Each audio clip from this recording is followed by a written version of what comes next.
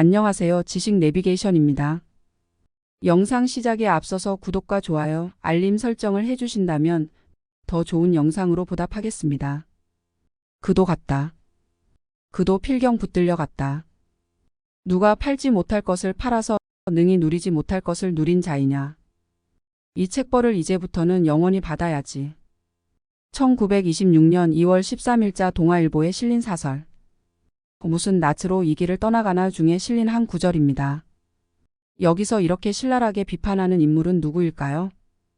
다들 짐작하셨겠지만 바로 한국에서 매국노의 대명사로 유명한 이완용입니다.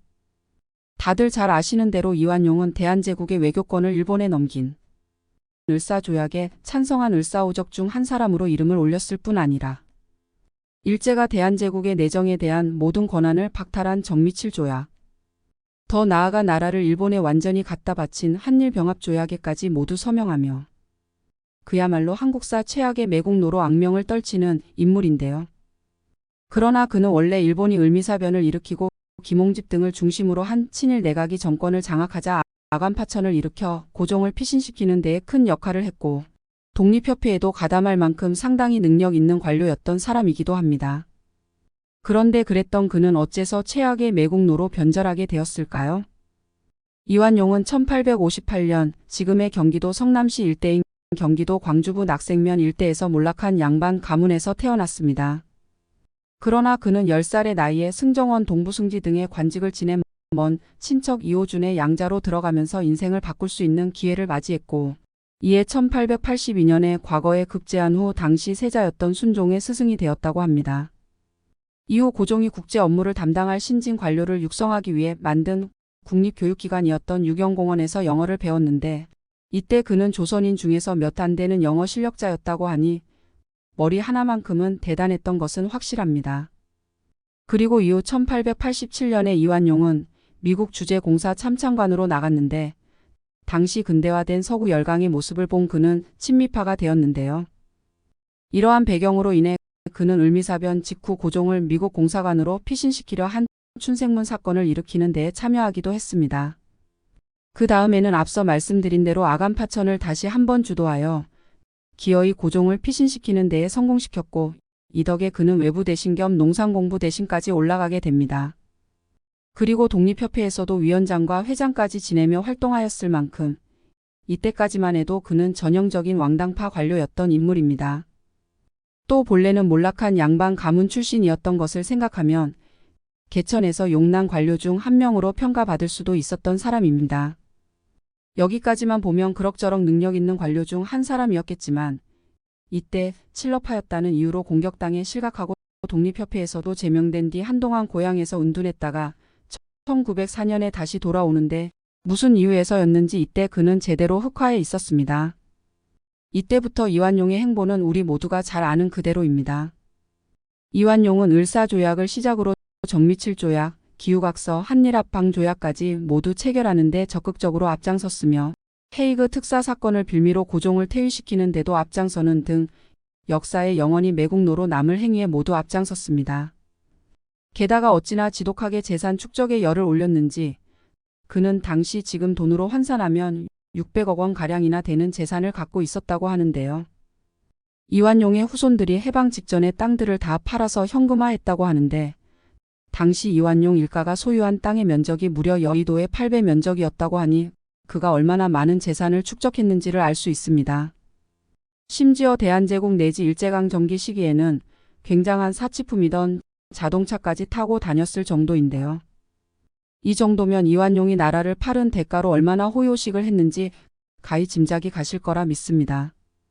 도대체 그는 왜 이렇게까지 심하게 타락한 걸까요? 독립협회에서 제명된 이후 은둔해 있을 시기에 그의 자세한 행적을 알 수가 없으니 전적으로 추측에 의지해야 할 뿐이지만 제 생각에는 그가 처음에는 미국이나 러시아 등을 끌어들여서 막으려 했던 일본이 오히려 러시아를 물리치는 등 더 강해지는 모습을 보고 모종의 심적인 변화를 일으킨 것 같다는 생각도 들고 원래부터 천성이 계산적이었던 사람이었던지라 더 이상 나라를 지킬 가치가 없다고 판단해서 적극적인 매국으로 변절한 것은 아닌가 하는 추측을 해볼 뿐입니다. 어쨌든 그는 이렇게 한국사에 길이 남을 매국노로 영원히 남게 되었습니다.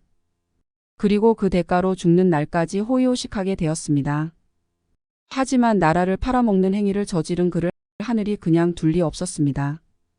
1909년에 독립운동가 이재명 의사가 명동성당 앞에서 벨기에 국왕 레오폴드 2세의 추도식에 참석한 뒤 인력거를 타고 돌아오던 그를 습격했고, 비록 암살에는 실패했고 그가 타고 가던 인력거를 몰고 가던 인력거꾼만 사망했지만 이완용은 이때 치명적인 상처를 입었습니다.